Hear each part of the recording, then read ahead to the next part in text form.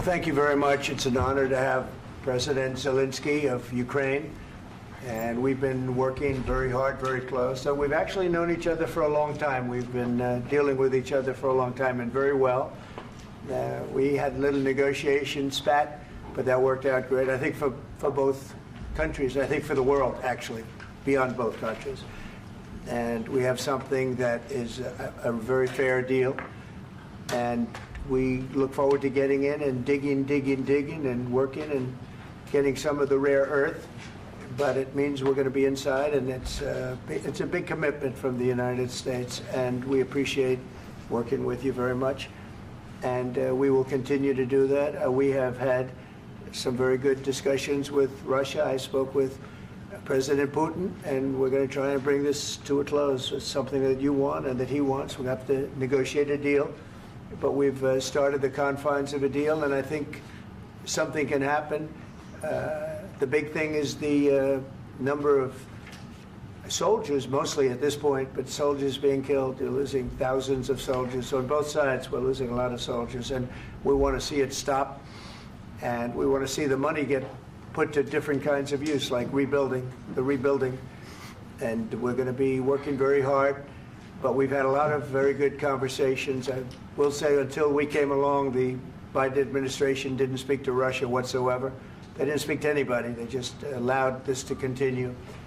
And I will say that, I'll say in front of you, you've heard me say it 1,000 times, if I were president, this war would have never happened. We would have had a deal negotiated for you without having to go through what you've gone through.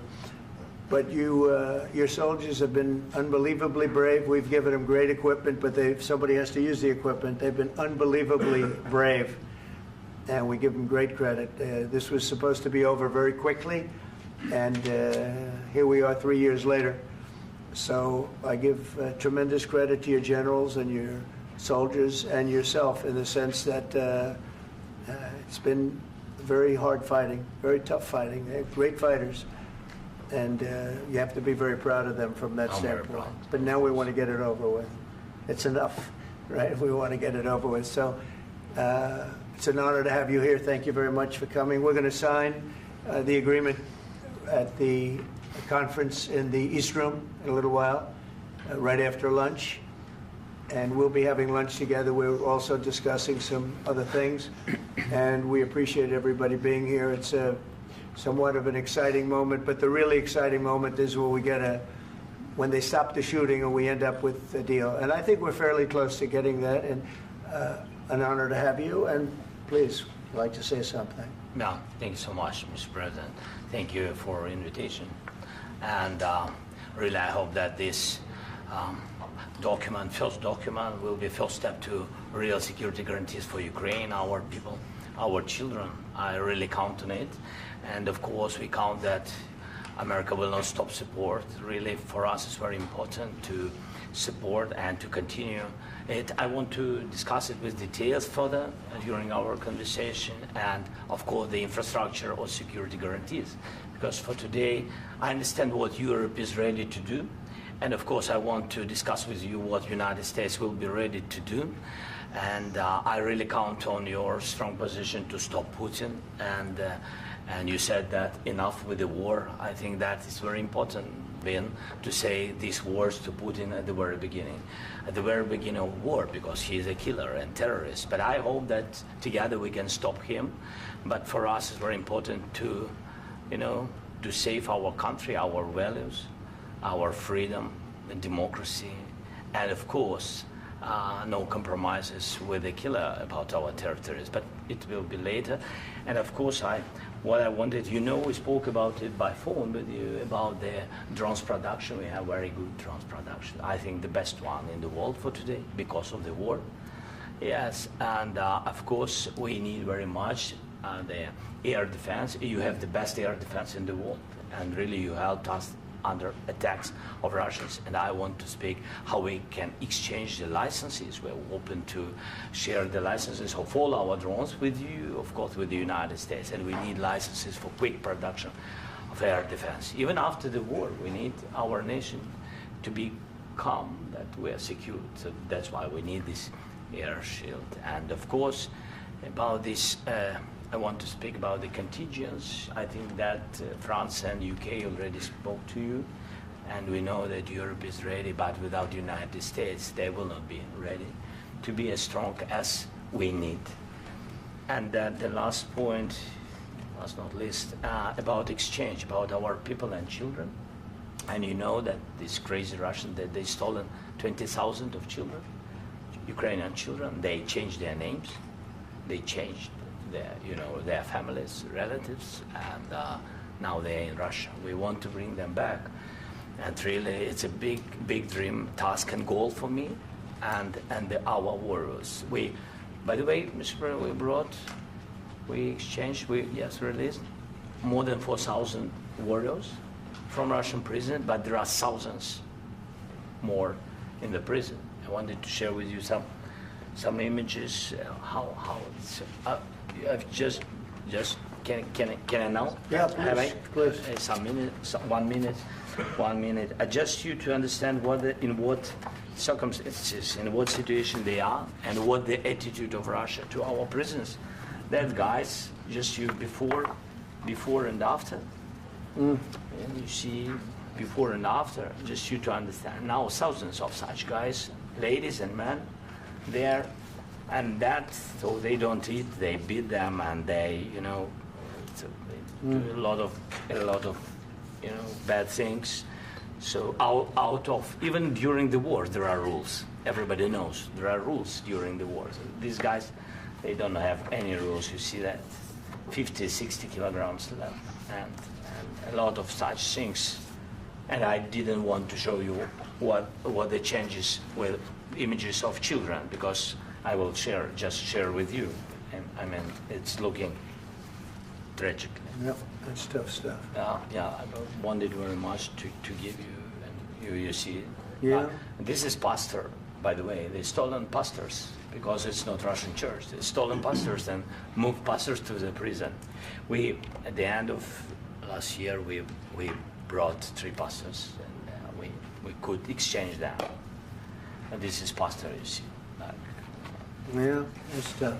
Yeah. So I mean, this I wanted to show you, and this. So thank you very much. We want to get that ended, right? Yeah. Of course. We And want. I think we will. And We have to, of course. do you have any questions, please? Thank you, Mr. President. With how much money is the U.S. going to put into the fund that is being created today, and how does this provide long-term security for Ukraine? Well, we don't know exactly how much, because we're going to be putting some money in a fund that we're going to get from the raw earth that we're going to be taking and sharing in terms of revenue. So it's going to be a lot of money will be made from the sale and from the use of raw earth. And as you know, our country doesn't have much raw earth. We have a lot of oil and gas, but we don't have a lot of the raw earth. And what we do have is protected by the environmentalists, but that can be unprotected, but still it's not very much. They have among the best in the world in terms of raw earth. So we're going to be using that, using it for all of the things we do, including AI and including weapons and the military, and it's really going to very much satisfy our needs. So it's something that just worked out really well. We have a lot of oil, and we have a lot of gas, we have a lot, but we don't have raw earth. So this has just about every component of the raw earth that we need for computers, for all of the things we do. This puts us in great shape. And on long-term security for Ukraine, how does this provide it? I think they're going to have great luck. I think once we make the agreement, that's going to be 95% of it. They're not going to go back to fighting.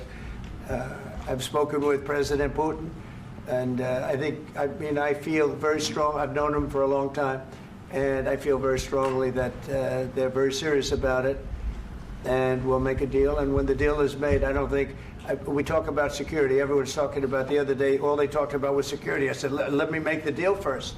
I have to make the deal first. I don't worry about security right now.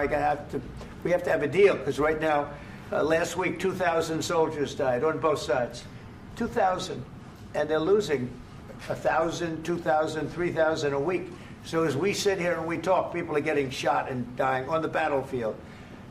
And, they're not American soldiers, but they're Russian soldiers and they're Ukrainian soldiers, and we want to be able to stop it. And we want to be able also to spend money on other things. We don't want to, this is a tremendous amount of money. And what the Biden administration did was terrible. They were giving money, but they had no security on the money. Europe, as you know, gave much less money, but they had security. It was in the form of a loan. They get their money back, and we didn't. And now, at least we're protected because the American taxpayer has to be protected too. But this is an incredible agreement for Ukraine because we have a big investment in their country now. And what they have, very few people have. And we're able to really go forward with very, very high-tech things and many other things, including weaponry that we're going to use in many locations, but that we need for our country. Mr. President, This allows us to do that. will you continue Sorry. sending military aid? Yes, go ahead, please. If I can just yes. In the document, there is one of the very important points. If we speak about business and investment, we never had LNG terminals in Ukraine. This document will open. I mean, the next documents, but anyway, here we see in the framework, we see really goodwill for this. LNG terminals for us is very important, and I think for security of European continent. We have the biggest storage, gas storage. We have the biggest in Europe. Yes, and we can use it. Use it for LNG. Use it for LNG, and we will do it. And really, we can help Europe because Europe really helped. President Trump said that they made less support, but they are our friends and they are our very supportive partners. They really gave a lot, Mr. President. They did. They gave a lot, but they gave much less. No. Much less. No. No. No. Okay.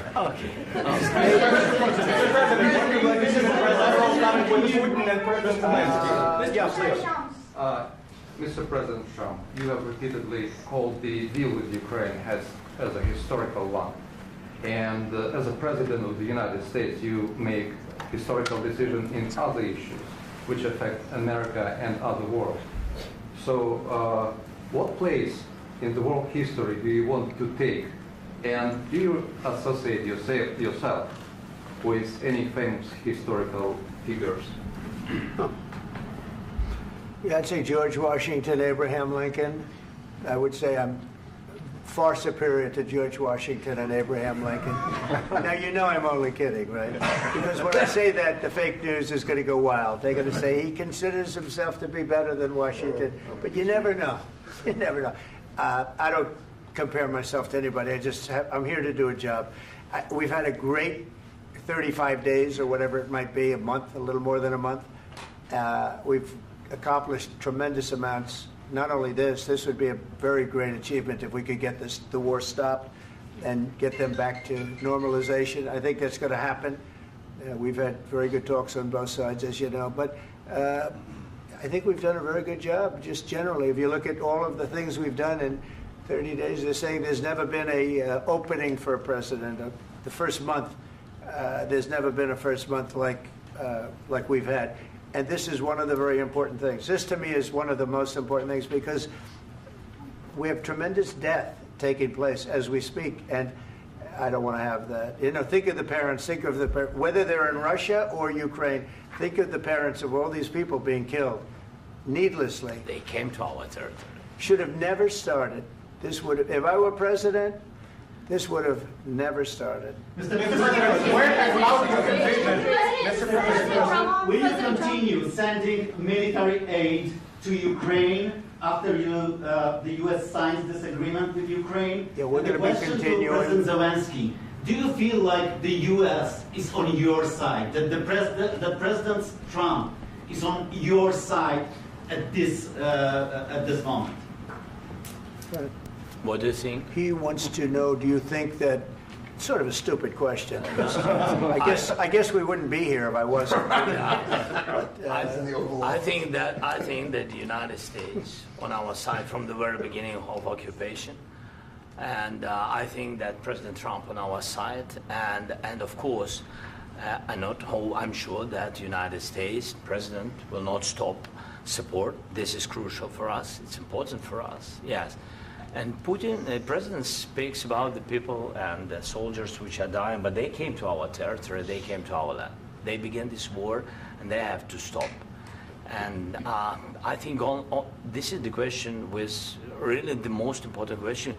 Can President Trump, I hope yes, with some other allies, to stop Putin, withdraw these enemies, our enemy, withdraw these troops from our land? And I think that you asked about the history, I think that if President, or when, he will stop Putin, if President Trump will bring peace to our country, I think he will be on this wall. I think. We've had very, very good talks. What about military aid to Ukraine? President Zelensky just said that there'll be no compromises with Vladimir Putin. I just wanted to ask both of you. Firstly, are there compromises that you think that President Zelensky is going to have to make? And President Zelensky, is there anything that you might think you may be able to offer or bring to the table, for example, elections? Thank you. I think you're going to have to always make compromises. You can't do any deals without compromises. So certainly he's going to have to make some compromises, but hopefully they won't be as big as some people think you're going to have to make. That's all. That's all we can do. I'm here as an arbitrator, as a mediator to a certain extent between two parties that have been very hostile, to put it mildly. They've been very hostile. There's been a vicious war. There's been a vicious war. You know, it's a very level battlefield, and those bullets go out, and as I've said many times, we were talking about it with Pete, many times the only thing stopping those bullets is a human body. And in the case we're talking about, generally young human bodies are stopping a lot of bullets. It's dead level. That's why it's great farmland. It's great land. It's great farmland, but there's very little protection against the bullets that are being, and other things that are being shot. So all I can do is see if I can get everybody at the table and get an agreement. And I think we're going to end up with an agreement. Otherwise, I wouldn't probably be even here today. Mr. President, I've got two questions for you. You think ultimately your legacy will be the peacemaker and not the president that led this country into another war and ended foreign wars? And I've got a question. I hope it will. I mean, I hope I'm going to be remembered as a peacemaker. This would be a great thing if we could do this. I'm doing this to save lives more than anything else. Second is to save a lot of money, but I consider that to be far less important. So I hope I'm going to, thank you, Brian, for that question. It was a nice question. I hope I'll be known and recognized as a peacemaker. This would be a great thing to solve. This is a very dangerous situation. You know, this could lead to a third world war. This was headed in the wrong direction.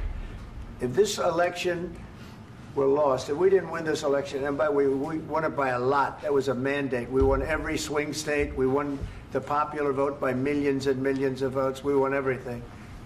The districts, you look at the areas of red, take a look at a map. This was a big mandate, and this was one of the things. I said, we're going to get this thing settled. If we didn't win, I think this could have very well ended up in a third world war, and that would not have been a good situation. What was your second question? And my second question for President Zelensky, why don't you wear a suit? You're at the highest, why don't you wear a suit? You're at the highest level in this country's office, and you refuse to wear a suit. Just want to see if do you own a suit? Yeah, problems. A lot of Americans have problems with you not respecting the dignity of this office. I will wear a costume after this war will finish. Okay. Yes, maybe one. Maybe something like this. Something like yours. Yes. That'd be great. Maybe something better. I don't know. We will see. Maybe something cheaper than. Yeah. Thank you. Thank you. President Trump. Thank you, President Trump. You said yesterday that you have. Are you going to send more arms to Ukraine in case there's no peace? Yeah, we're going to have arms to Ukraine, yeah, sure. Hopefully I won't have to send very much, because hopefully we're going to have it finished. We're looking forward to finishing this quickly. We're not looking forward to sending a lot of arms. We're looking forward to getting the war finished so we can do other things. But we very much appreciate the agreement, because we needed what they had, and we're treating, you know, our country is now treated fairly. Biden didn't do that. He didn't know what the hell he was doing. This should have never happened. This should have never started. But you know, sure, the answer is yes, but hopefully we won't have to send much because I'm looking forward to getting it done quickly, very quickly. Does that mean you'll provide security guarantees, Mr. President? I don't want to talk about security yet because I want to get the deal done. You know, you fall into the same trap like everybody else. A million times you say it over and over. I want to get the deal done. Security is so easy. That's about 2% of the problem. I'm not worried about security. I'm worried about getting the deal done. The security is the easy part. Security is very nice. Everybody stopped shooting. And now will Europe put people there? I know France is going to. I know the UK is going to. I know other countries are going to, and they happen to be right next door. We haven't committed, but we could conceivably. You know, we have security in a different form. We'll have workers there digging, taking the raw earth so that we can create a lot of great product in this country. So in that sense, you have something, but we haven't determined that yet. I will say, in speaking to France and in speaking to, and they were here, as you know, last week and just the other day, they have committed to a lot of security. I don't think you're going to need much security. I think once this deal gets done, it's over. Russia's not going to want to go back, and nobody's going to want to go back. When this deal ends, I really believe this deal is going to be over. Question? Yeah, please go ahead. Go ahead. Thank you, sir. Mr. President, thank you. You had Joseph Macron and Keir Starmer at the White House this past week, both of whom praised your courage and conviction to lead the pathway towards peace. Yes. Part of that involved, though, re-engaging Russia in diplomatic relations, something that previous leaders lacked the conviction to do so. What gave you the moral courage and conviction to step forward and lead that? Well, I love this guy. Who are you with? One American News, sir. Well, that's why I like him. One American News does a great job. I like the question. I think it's a very good question. It's a pathway to peace. It's a pathway to getting something solved. And I feel that as the head of this country, I have an obligation to do that.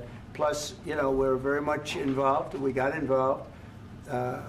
It's too bad we got involved because there should have been no involvement because there should have been no war.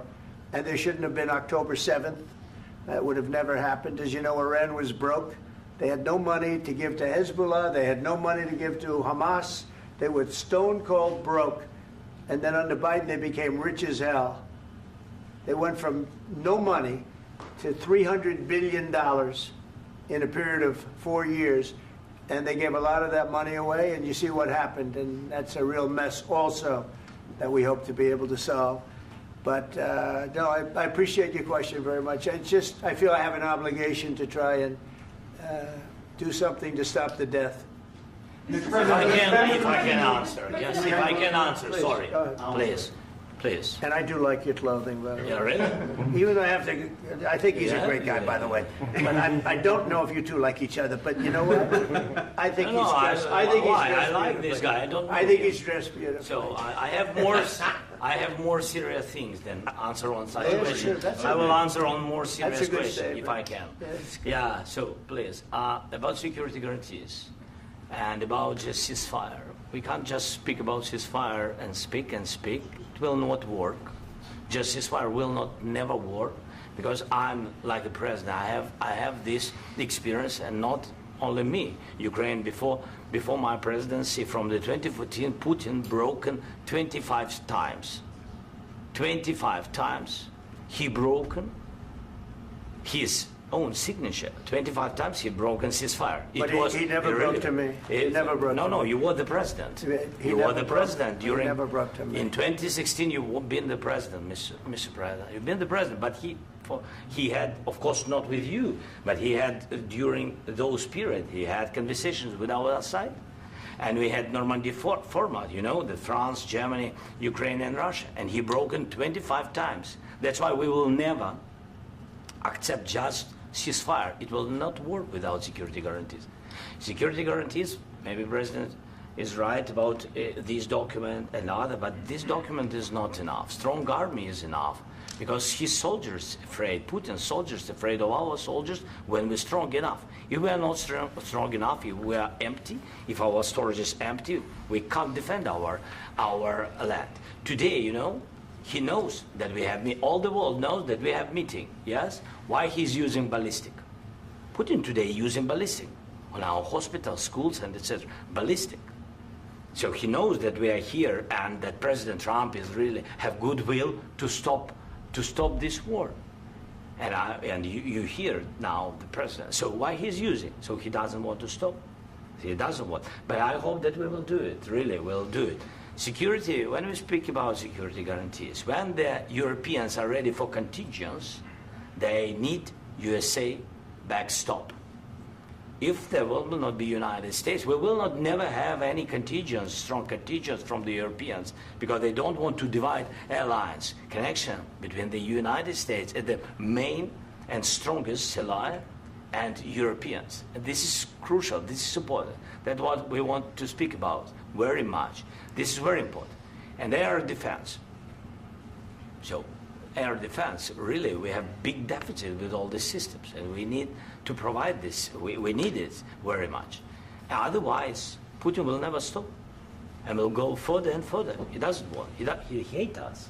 You know, it's not about me. He hates Ukrainians. He thinks that we are not a nation. He thinks, and he shared these thoughts. I think maybe with your team also. I don't know, but with all the Europeans, in media, officially and not, he always said that there is no such country, such nation, such language, and such life like Ukrainian. No, he really doesn't respect all the Ukrainians, and he wants to destroy us. And you are right, Mr. President. That's 2%. This document, maybe other documents, it's a very good start, very good, but it will not enough to stop this person. Should Russia pay to rebuild Ukraine? Mr. President, under these Should Russia pay to rebuild Ukraine? They have to pay. This question. This is the rule. This is the rule of the war. This is the rule of the war. During all the centuries, all the history, this is the rule of the war. Who began, those pay. Do you agree? This is the rule. Putin began this war. He has to pay all money for innovation. He has to pay. Of course, some Russian assets, what we have in Europe, about 300 billion, we can use them. We can use for innovation and buy military support from the United States also. We can do it, but it's not enough. It's not enough. President, under these circumstances, do you envision a trilateral summit with Putin and President Zelensky? Wait 1 second. I asked this question that you didn't like because I wanted to know if you want to position yourself in the middle between Russia and Yes. Ukraine, or on the Ukraine side. No, I'm in the middle. I want to solve this thing. I'm for both. I want to get it solved. And it's wonderful to speak badly about somebody else, but I want to get it solved. If we can solve it, great. If we can't solve it, they're going to have to fight it out, and who knows what's going to happen. But I want to see it get solved. May I follow up? One more question about U.S. troops in Europe. After Russian invasion of Ukraine, your predecessor sent additional troops to Eastern Europe, including Poland, my country. Yeah. Are you committed to keeping these troops on the eastern flank of NATO in the future? I'm very committed to Poland. I think Poland has really stepped up and done a great job for NATO. They, as you know, they paid more than they had to. They are one of the finest groups of people I've ever known. I'm very committed to Poland. What about Baltics? Poland's in a tough neighborhood, you know. What about the Baltics? The Baltics, they got a lot of, it's a tough neighborhood too, but we're committed. We're going to be very committed, and we're committed to NATO. But NATO has to step up, and the Europeans have to step up more than they have. And I want to see them equalize, because they are in for far less than we're in, and they should be at least equal. You understand that? Why is the United States, we have an ocean in between, why is the United States in for so much more money and other things as Europe? With that being said, and as you said, they've also been obviously very helpful. But we have put in far more than they have, and I think they should equalize. Mr. President, Please, go ahead. Ask you about the agreement again today. What changed between the first time that Secretary Bessent gave President Zelensky the agreement and today for the signing? We made a deal. So What was the I'm just, deciding factor? I'm a business person. We made a deal. That's what changed. Along with minerals. I didn't think we were going to make a deal, and We ended up making the deal, so that changed. Mr. President, what and how do you envision a trilateral summit with President Zelensky and Putin? I don't know, under but these well, they circumstances? don't like each other. I can tell you that. Okay? They do not like each other. This is not a love match, and it's unfortunate. That's why you're in this situation. The United States should not have allowed this to happen. Okay? The United States, run by a man that didn't know much. I'm going to be very nice. Run by an incompetent person, very incompetent person, should never have allowed this to happen. I've stopped wars. I've stopped many wars. My people will tell you, I stopped wars that nobody ever heard about. I stopped wars before they ever started. You can look at some of, I could give you a lot of nations that would tell you right now they were probably going to war. I could tell you right now there's a nation thinking about going to war on something that nobody in this room has ever even heard about. Two smaller nations, but big, still big. And I think I've stopped it. But this should have never happened. Mr. President, Sorry, just a second. About any negotiations. First of all, I want really to tell you, and I think that everybody understands that Ukraine, more than Ukrainians, nobody wants to stop this war. But at the future, any negotiations, it's understandable that two sides of the war, not Russia and the United States, because this is not the war between Russia and the United States. This is war of Russia against Ukraine and Ukrainian people. So these two sides will be at the will be at the negotiation table. Then of course United States, like the strongest partner of the Ukraine, and of course Europe. I think Europe is very important. I want to speak about it with the President. Yes, Europe is very important for us because we really defend Europe for today. All Europeans really recognize that we are defending line and they have real life and our people are dying. That's why they helped us. And also it's about the NATO. Yes, between, like the President said, you have big, nice ocean. Yes, between us. But if we will not stay, Russia will go further to Baltics and to Poland, by the way. But first to the Baltics. It's understandable for them because they've been in the USSR. You know, they've been one of the republics of the USSR, and Putin wants to bring them back to his empire. It's a fact. And when he will go there, if we will not stay, you will fight. Your American soldiers, it doesn't matter, do you have ocean or not, your soldiers will fight. Mr. President, would you be willing to visit Ukraine, maybe Kyiv or Odessa, which is known to be a dirty area with Black Sea? It was my question. I'm sorry. I don't want to talk about Odessa now. Let's not talk about Odessa. I want to talk about making a deal, getting peace. We don't have to talk about Odessa, but a lot of cities have been destroyed. There are a lot of cities that are not recognizable. There's not a building standing. No. And a lot of things have Mr. President, you have to come and to look. No. We have very good cities. Yes, a lot of things have been destroyed, but mostly cities alive, and people work, and children go to school. Sometimes it's very difficult. Sometimes closer to front line, children have to go to underground schools or online, but we live. Ukraine is fighting, and Ukraine lives. This is very important. And maybe it's Putin is sharing this information that he destroyed us. No, he lost 700,000 people, 700,000 soldiers. He lost everything. Yes. So. Mr. President, one more. I mentioned Poland. Please, go ahead. When did you last speak with President Putin, and what did he say that? A couple of days ago. And what did he tell you that gave you the assurance that he wanted peace? Well, that's what I do. My whole life is deals. I know pretty good. And I've known him for a long time. I've dealt with him for a long time. He had to suffer through the Russia hoax. You know, Russia was a hoax. It was all Biden. It was nothing to do with him. So he had to suffer through that, and he was able to do that. I think that he wants to make a deal, and he'd like to see it end. That's all I do. That's what I do. My whole life, that's what I do is make deals. And I'm in the middle of a mess because this is a real mess. It's a very dangerous one. If this doesn't get solved now, it's not going to get solved for a long time. So I hope we're going to get it solved. In the back, please. Thank you, Mr. President. Prime Minister Starmer claims repeatedly that his government believes in free speech and was not engaged in censorship. But his country's government arrests people for memes and thought crimes, and even more worrisome is pressuring American companies to censor Americans on its behalf. How can he be a reliable, trustworthy partner when he says things that are demonstrably false on such an important topic? Well, we actually spoke to him about that yesterday, and we thought they took it very, very much too far. JD was very strong on it. So was I.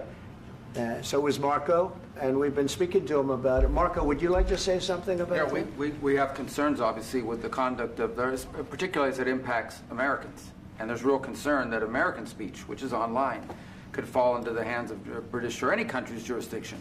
And so this is a point the Vice President made at Munich, and I think it's a very compelling one, that what unites us with Europe, as much as anything else, is these shared values, and one of them being free speech. And so if Americans are threatened by it, we're going to need to take action in that regard. Mr. President. It's actually a very important question. We spoke about this in detail with the Prime Minister, the Foreign Secretary, and others at lunch yesterday. And I know that Secretary of Commerce Lutnick followed up in private meetings last night. This is really important. We believe Americans have the right to speak their mind, even if we in this room disagree with them. They have the right to speak their mind in the public square, which is often online these days. And we're going to defend that right as it pertains to American companies and American citizens vigorously if we have to. I do think that under the President's leadership, we're going to find common ground with our friends in the UK on this question, but it remains to be seen. The principle that will guide us is we believe in free speech in this country, and we'll fight for it for American citizens. Mr. President, on the deal, is there any other oil and gas component to the deal? Is it all critical? A little bit. We'll see. On LNG? But we're not really looking for that so much. We got a lot. We have more than anybody in the world, by far. So no, we're not talking about it too much, but a little bit. I think it affects also, but for the most part, no. And sir, is there any agreement from Ukraine to purchase U.S. LNG as part of the deal, or is that on the table at all? No, we don't need that. Mr. President, I just wanted to ask you about, you just mentioned that you'd spoken to Vladimir Putin a couple of days ago. Just to be clear, that's a new call, not the one that you... I've spoken to him on numerous occasions. Okay. And how was the latest call? What did you discuss?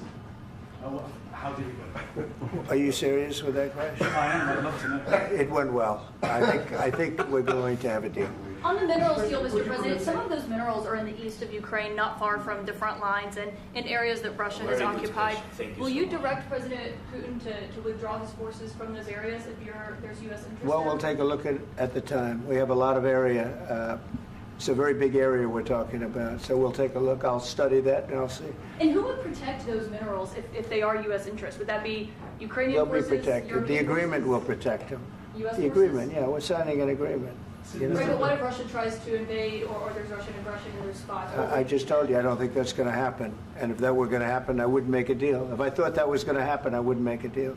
Some people may wonder why. You know, they ought to focus on CNN on survival, not asking me these ridiculous questions. Focus on surviving, because CNN's got such low ratings. I don't think they're going to survive. Let's go. Please, go. Since I already mentioned Poland. Poland was under Russian control for decades after the Second World War.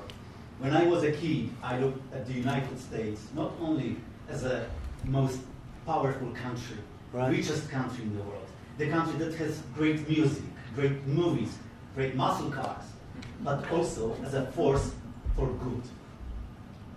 And now I'm talking with my friends in Poland, and they are worried that you align yourself too much with Putin. What's your message for them? Well, if I didn't align myself with both of them, you'd never have a deal. You want me to say really terrible things about Putin and then say, "Hi, Vladimir, how are we doing on the deal?" That doesn't work that way. I'm not aligned with Putin. I'm not aligned with anybody. I'm aligned with the United States of America and for the good of the world. I'm aligned with the world. And I want to get this thing over with. You see the hatred he's got for Putin. It's very tough for me to make a deal with that kind of hate. He's got tremendous hatred. And I understand that, but I can tell you the other side isn't exactly in love with, him either. So it's not a question of alignment. I'm aligned with the world. I want to get the thing set. I'm aligned with Europe. I want to see if we can get this thing done. You want me to be tough? I could be tougher than any human being you've ever seen. I'd be so tough. But you're never going to get a deal that way, so that's the way it goes. All right, one more question. Hey, I will respond to this. So look, for 4 years in the United States of America, we had a president who stood up at press conferences and talked tough about Vladimir Putin, and then Putin invaded Ukraine and destroyed a significant chunk of the country. The path to peace and the path to prosperity is maybe engaging in diplomacy. We tried the pathway of Joe Biden of thumping our chest and pretending that the President of the United States' words mattered more than the President of the United States' actions. What makes America a good country is America engaging in diplomacy. That's what President Trump is doing. Can I ask you? Sure. Yeah? Yeah. Okay. So he occupied it, our parts, big parts of Ukraine, part of East and Crimea. So he occupied it on 2014. So during a lot of years, so I'm not speaking about just Biden, but those time was Obama, then President Obama, then President Trump, then President Biden, now President Trump, and God bless, now President Trump will stop him. But during 2014, nobody stopped him. He just occupied and took. He killed people. You know what the contact line? 2015. 2014 and 2014. 2014. Yeah. So I was not here. Yeah, but that's exactly right. Yes, but during 2014 till 2022, yeah, the situation the same. The people have been dying on the contact line. Nobody stopped him. You know that we had conversations with him, a lot of conversation, my bilateral conversation, and we signed with him, me, like a new president. In 2019, I signed with him the deal. I signed with him, Macron and Merkel, we signed ceasefire. Ceasefire. All of them told me that he will never go. We signed with him with gas contract. Gas contract. Yes, but after that, he broken this ceasefire. He killed our people and he didn't exchange prisoners. We signed the exchange of prisoners, but he didn't do it. What kind of diplomacy, JD, you are speaking about? What do you mean? I'm talking about the kind of diplomacy that's going to end the destruction of your country. Yes, but if you Mr. President, with respect, I think it's disrespectful for you to come into the Oval Office and try to litigate this in front of the American media. Right now, you guys are going around and forcing conscripts to the front lines because you have manpower problems. You should be thanking the President for trying to bring an end to this conflict. Have you ever been to Ukraine that you say what problems we have? I have been to. Count once. I've actually watched and seen the stories, and I know what happens is you bring them on a propaganda tour, Mr. President. Do you disagree that you've had problems bringing people into your military? We have problems. And do you think that it's respectful to come to the Oval Office of the United States of America and attack the administration that is trying to prevent the destruction of your country? A lot of questions. Let's start from the beginning. Sure. First of all, during the war, everybody has problems. Even you, but you have nice ocean and don't feel now, but you will feel it in the future. God bless. You don't know that. God bless. You don't God know bless. that. You will not have a war. Don't tell us what we're going to feel. We're trying to solve a problem. Don't tell us what we're going to feel. I'm not telling you. Because I'm you're in no answering on position this to question. dictate that. That's Remember exactly what this. you're doing. You're in no position to dictate what we're going to feel. You We're going to feel very you will good. Feel influenced. We're going to feel very I'm good and telling very you, strong. You will feel influenced. You're right now not in a very good position. You've allowed From the yourself very- to be in a from very the very bad position, beginning and he of the happens war. to be right about From the it. very beginning of the war. You're not Mr. in a good Brown, position. I You was don't have the cards right now.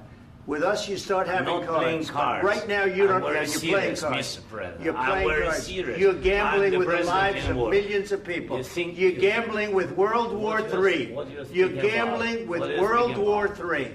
And You- what you're doing is very disrespectful to the country, this country. I'm That's with back all to respect to you. your Far country. more than a lot of people said very they respect. should have. Have you said thank you once? This A lot entire of meeting? times. No, in this Even entire meeting, today. have you said thank Even you? today. You went to Pennsylvania and campaigned for the opposition in October. Offer some words of appreciation for the United States what of are you speaking America about? and the president who's trying to save your country.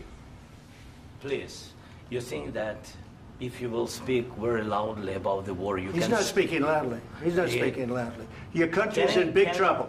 Can I Wait a answer? minute. No. Can You've I done a lot answer? of talking. Your country is in big trouble. I know. You're not winning. I know. You're not winning this. You have a damn good chance of coming out okay because of us. Mr. President, we are staying in our country, staying strong from the very beginning of the war. We've been alone, and we are thankful. I said thanks You haven't in been this alone. cabinet, You and haven't not been only alone. in this cabinet. We gave you, through I this said stupid thank you. president, $350 billion. You voted we gave for you your military president. equipment, You and you voted men for are your brave, president. but they had to use our military. What about West If people? you didn't have You our invited military me- equipment, You invited if me you to didn't speak. have our military equipment, this war would have been over in 2 weeks. In 3 okay? days, I heard it from Putin. In 3 days, this is something Maybe new. less. In 2 weeks, of course, yes. It's going to be a very hard thing to do business like this. I Again, tell you. just say thank you. I said a lot of times that thank there, you accept to that- American people. Accept that there are disagreements, and let's go litigate those disagreements rather than trying to fight it out in the American media when you're wrong. We know that you're wrong. But you see, I think it's good for the American people to see what's going on. I understand, sir. I think it's I very understand. important. That's why I kept this going so long. You have to be thankful. You don't have the I'm cards. thankful. You're buried there. Your people are dying. tell you You're again, running I low know. on soldiers. Don't- Listen, don't please, you're running Mr. low on President. soldiers. It would be a damn good thing. Mr. And then President. then you tell us, I don't want a ceasefire. I don't want a ceasefire. I want to go and I want this. Look, if you could get a ceasefire right now, I tell you, you take it so the bullets stop flying and your men stop getting killed. Of course, we want to stop the war. But you're I saying said- you don't want a ceasefire. But I said to you, I want a ceasefire. with guarantees. Because you'll get a ceasefire faster than an agreement. Ask our people about ceasefire, what they think. That wasn't it doesn't with matter me. for you what that what wasn't this with me. means. It That was wasn't with you. a guy named Biden, who was not a smart person. This That is was your, with, this that was is with your Obama. president. It was your president. Excuse me. That was with Obama, who gave you sheets, and I gave you javelins. Yes. I gave you the javelins to take out all those tanks. Obama gave you sheets. In fact, the statement is Obama gave sheets and Trump gave javelins. You got to be more thankful, because let me tell you, you don't have the cards. With us, you have the cards. But without us, you don't have any cards. One more question to Mr. Vice President. I'm sorry. It's going to be a tough deal to make, Um, because the attitudes have to change. What if Russia breaks ceasefire? What if Russia breaks peace talks? What do you do then? I understand that it's a heated conversation right now. What are you but saying? what She's if asking, what if Putin Russia breaks the breaks ceasefire? What if anything? What if a bomb drops on your head right now? But they have Okay? broken ceasefire What if they broke it? many I don't know. They broke it with Biden, because Biden, they didn't respect him. They didn't respect Obama. They respect me. Let me tell you, Putin went through a hell of a lot with me. He went through a phony witch hunt where they used him and Russia. Russia. You ever hear of that deal? That was a phony Hunter Biden, Joe Biden scam. Hillary Clinton, Shifty Adam Schiff. It was a Democrat scam. And he had to go through that. And he did go through it. We didn't end up in a war. And he went through it. He was accused of all that stuff. He had nothing to do with it. It came out of Hunter Biden's bathroom. It came out of Hunter Biden's bedroom. It was disgusting. And then they said, oh, the laptop from hell was made by Russia. The 51 agents. The whole thing was a scam. And he had to put up with that. He was being accused of all that stuff. All I can say is this. He might have broken deals with Obama and Bush, and he might have broken them with Biden. He did, maybe. Maybe he didn't. I don't know what happened. But he didn't break them with me. He wants to make a deal. I don't know if you can make a deal. The problem is, I've empowered you to be a tough guy. And I don't think you'd be a tough guy without the United States. And your people are very brave. But you're either going to make a deal or we're out. And if we're out, you'll fight it out. I don't think it's going to be pretty, but you'll fight it out. But you don't have the cards. But once we sign that deal, you're in a much better position. But you're not acting at all thankful. And that's not a nice thing. I'll be honest, that's not a nice thing. All right, I think we've seen enough. What do you think? Huh? This is going to be great television, I will say that. All right. We'll see what we can do about putting it together. Thank you, sir. I need the back of this. We'll see. I don't know. All right, guys, come on. Wait. Hey, let's go. Guys, come on.